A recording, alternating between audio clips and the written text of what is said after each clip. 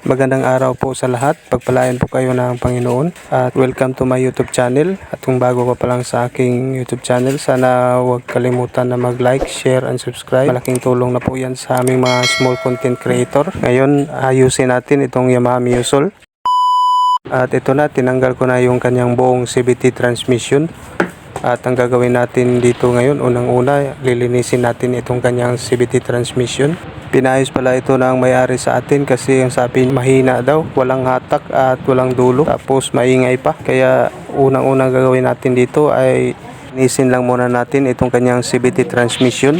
At pagkatapos titingnan natin yung mga sirang pyesa na kailangan ng palitan. At ang nakita ko dito na nasira na yung kanyang pulley set at saka itong kanyang center spring. Kaya kailangan natin tanggalin lang muna dito sa kanyang torque drive assembly. At papalitan natin to kasi yung kanyang center spring ay weak na. Malalaman natin na weak na yung kanyang center spring pag ganito na yung nangyayari. Nasasagad na natin tapos malambot na. Palitan natin ito ng bagong center spring. Tapos itong pulley set, meron ng tama dito. Malalaman natin na sira na kasi meron na siyang tama at saka wala na siya sa tamang degree. Kaya kailangan natin palitan to ng bagong pulley set. Kaya lilinisin lang muna natin itong buong torque drive assembly. Gasan natin ng gasolina.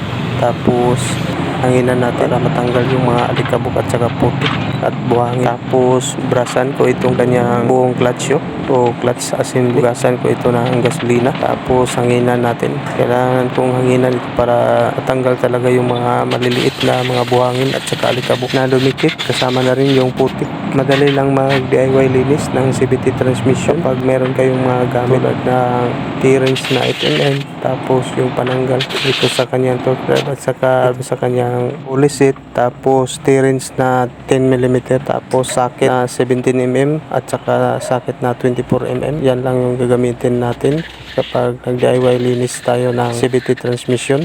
Tsaka mas maganda kung meron tayong cordless impact. At ito na, malinis na itong kanyang torque drive assembly. Tapos lilinisin ko lang itong kanyang bevel. Hanginan ko lang ito kasi maraming dumikit na alikabok. At pagkatapos punasan ko lang ito ng basahan para sigurado talaga na malinis na. At ito na yung bagong pulley set na binili ng customer. GPC ang brand. Kakabit ko lang ito ngayon.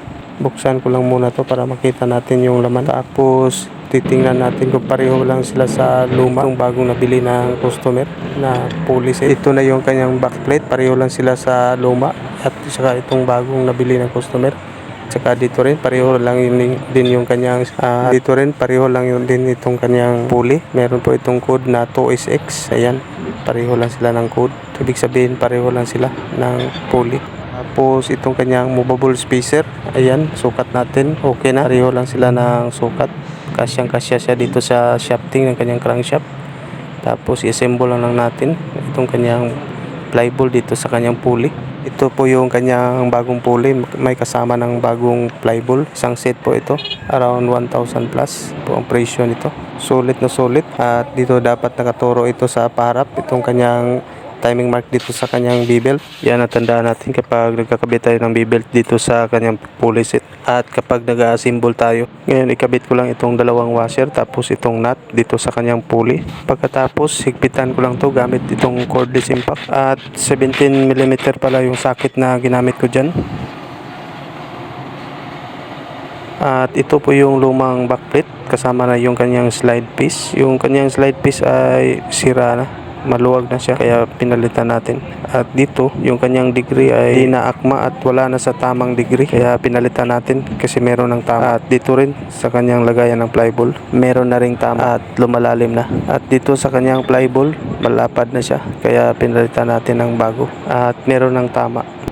Ito na yung nabili niya na center spring. Maganda po itong kanyang center spring na nabili kasi 1000 RPM po ito. At titingnan natin kung 1000 RPM ba talaga. Sukat natin. Malalaman natin na 1000 RPM kasi medyo mahaba pa siya dito sa kanyang stock na center spring. At ayan, medyo mahaba siya ng konti. Kaya okay na to. 1000 RPM talaga ito. Maganda ito kasi medyo matigas na siya. Tamang tama itong center spring na to dito sa Mio Soul 125, itong 1000 RPM para mas lumakas pa yung kanyang dulo. So, dagdag top speed na rin itong matigas na center spring, itong 1000 RPM para sa mas mabilis at malakas na arangkada. Kaya ngayon, symbol ko lang ito. Lagyan ko lang ito ng nut dito sa kanyang clutch shoe assembly. Tapos pansamantala nating higpitan gamit ang ating kamay. Gamit yung socket na 39mm para maiwasan natin na malustrid. Tapos higpitan natin ulit ng cordless impact para mahigpitan natin ng mabuti, para maiwasan natin na matanggal. Okay na, mahigpit na yung nut dito at saka naikabit na natin yung center spring na 1000 RPM. Tapos lagyan lang natin to ng grasa, ito kanyang bearing dito sa likuran ng kanyang torque drive assembly para hindi siya maging maingay. Ito na, nalagyan ko na ito ng grasa. Tapos naikabit ko na yung center spring, ayan, matigas na.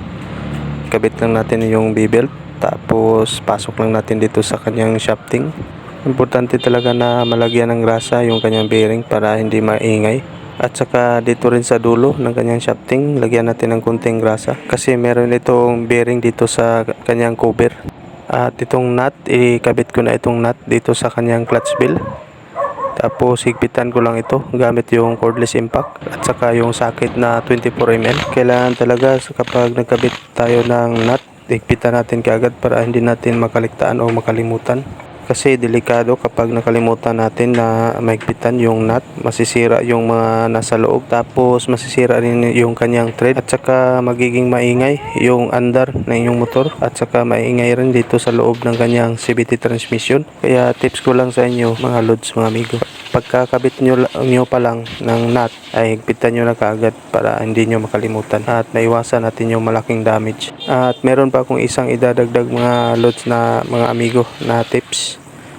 Kung gusto nyong mapalakas yung inyong panggilid, yung magandang setup dito pang Mio Sol, tulad nito Mio Sol 125, Mio i 125, yung magandang setup dito, yung kanyang center spring 1000 RPM, yung kanyang fly ball 11 grams. Yan, maganda yung setup na yan, subuko na yan. At ang magiging epekto niyan ay napakaganda kasi malakas yung hatak o arangkada ng iyong motor.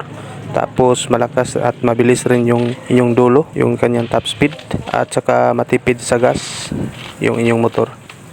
Goods na yan, okay na yung setup na yan. 11 grams na fly ball, tapos 1000 RPM na center spring. Okay na yan mga lods, hindi na kayo mabibitin yan. Kaya ngayon ipagpatuloy natin yung pag-assemble natin. Nailagay ko na yung mga tornilyo dito sa kanyang CVT cover, tapos naigpitan ko na rin. Ngayon ito na namang takip dito sa kanyang breather. Linisin ko lang ito, hanginan lang natin para matanggal yung mga alikabok. Tapos kabit natin. Sa pagkabit nito, ang unang gagawin natin, idiin natin pataas, tapos sabay push ng konti dito sa gitna. At ayan, naipasok na natin. Tapos sunod natin ikabit itong cover dito sa ilalim ng kanyang CVT cover. Lagyan lang natin ng tornilyo, tapos higpitan ko lang ito. At saka dito rin sa kanyang takip na dito sa kanyang breather, ilagay ko na itong 4 na tornilyo dito, isang mahaba at saka 3 maikli na tornilyo na 6mm. At abangan nyo mamaya, paanda rin natin ito, i-test drive natin kasi importante talaga na ma-double check natin yung inayos natin na motor o ma-test drive natin pagkatapos nating maayos. At higpitan ko lang itong 2 tornilyo dito sa ilalim ng kanyang CVT cover. Pagkatapos dito rin sa takip ng kanyang breather, itong 4 na 6mm na tornilyo, higpitan ko rin ito mga lot. Ayan, mahigpit na. Dito rin meron pang isa dito sa kanyang holder ng kanyang air cleaner assembly. Double check lang natin. Ayan, mahigpit na lahat.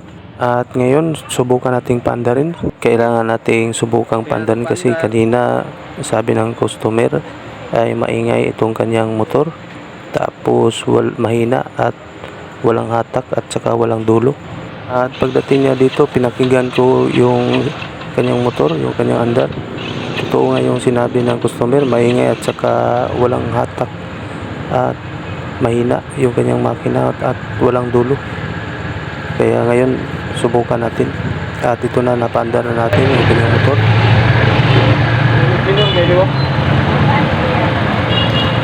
Okay, shoutout na. Okay na, shoutout time. Okay na mga lods, mga amigo. Naayos na natin yung motor ng customer. Sana po may natutunan kayo kahit na konti. Sana huwag kalimutan na mag-like, share, and subscribe. Malaking tulong na po sa amin yan ng mga small content creator. At hanggang dito lang muna tayo mga lods. See you on the next video. Ride safe sa lahat. God bless. Peace. I'm out.